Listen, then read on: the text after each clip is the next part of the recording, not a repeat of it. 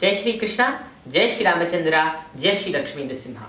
So today I would like to talk about a very important topic, and that is about the drugs that are used to treat COVID-19 patients across the world, especially in India, and how they can be extremely toxic and dangerous and can kill many people, including major drugs that are used today, for example tocilizumab, that came in its name Actemra in the past, and even other different drugs like remdesivir, etc.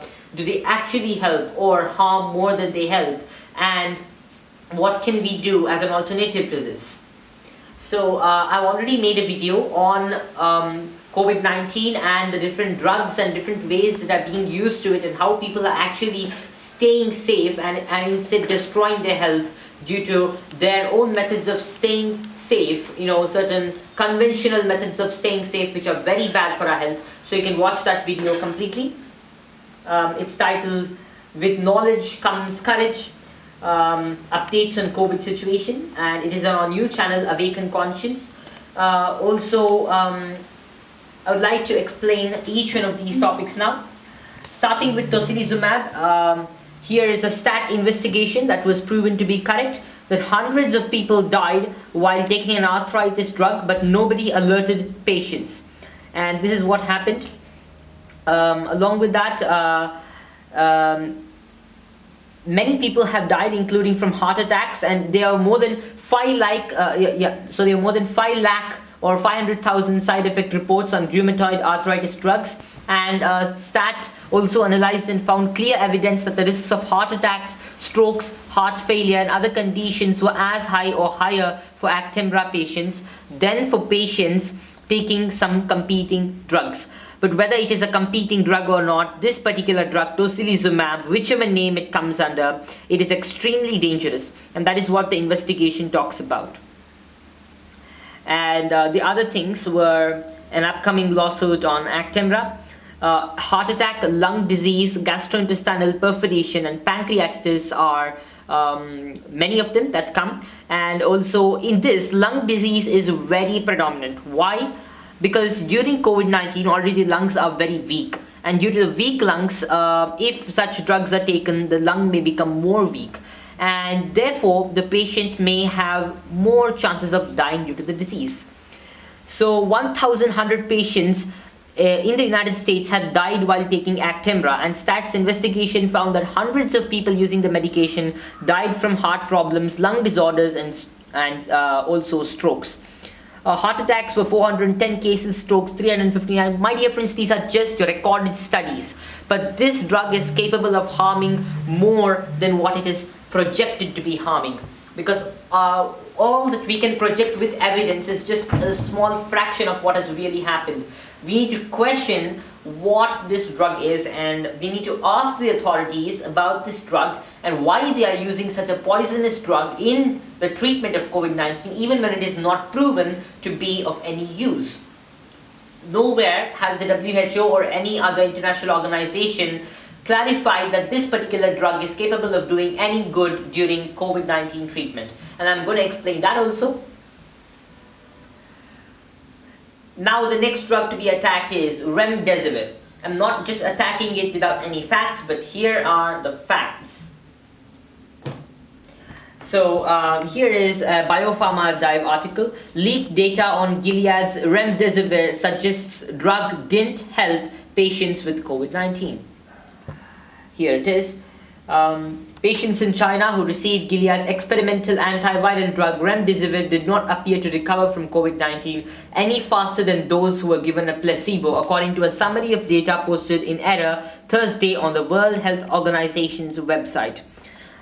It says posted in error because it's a leaked data.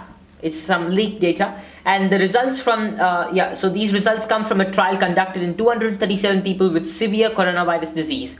Investigators had originally set out to recruit 450 patients, but due to the ebbing outbreak in China, were unable to fully enroll the study and terminated it early. Data are therefore incomplete, making it difficult to analyze remdesivir's true effects. Well, whatever it is, remdesivir can be potentially dangerous, and its side effects may come into play if it doesn't have any good effect in treating COVID-19. And here's what the WHO says about this. Off-label use of medicines for COVID-19. Here's the scientific brief. No pharmaceutical products have yet been shown to be safe and effective for the treatment of COVID-19. However, a number of medicines have been suggested as potential investigational therapies, many of which are now being or will soon be studied in clinical trials, including the Solidarity trial, co-sponsored by WHO and participating countries. So basically, this sentence shows that nothing is basically being presented at the moment as a cure for COVID-19. Nothing. And it is all just an experimental trial. And all the COVID-19 patients across the world are guinea pig experiments for the big pharma to present its drugs. And hydroxychloroquine, of course, is a major controversy on it. It's more harmful than it has any effect. And recent investigation shows there's no effect also. And it doesn't have any good effect. And so what's the alternative? Of course, it is our age-old, famous and wonderful turmeric, Curcuma longa, and second of all, Tinospora cordifolia, that is Amrita Vallari, an ancient Vedic, Ayurvedic herb that was used in various patients to destroy viruses, and its mentions go across thousands of Ayurvedic texts and verses, including the Ashtanga Hridayam, the Ashtanga Sangraha, the Charaka Samhita. All these have references to this amazing herb, including the Bhava Prakasha, the ancient encyclopedia of herbs. All these ancient Sanskrit texts give us one simple glimpse that turmeric is capable of destroying all sorts of fevers, pathogens, and various other diseases. And that is again proven by this article, that an overview of curcumin as an antiviral agent. This article is from Willy Online Library, which we will be sharing in the link below, in the description link below, which you can watch. The description box below.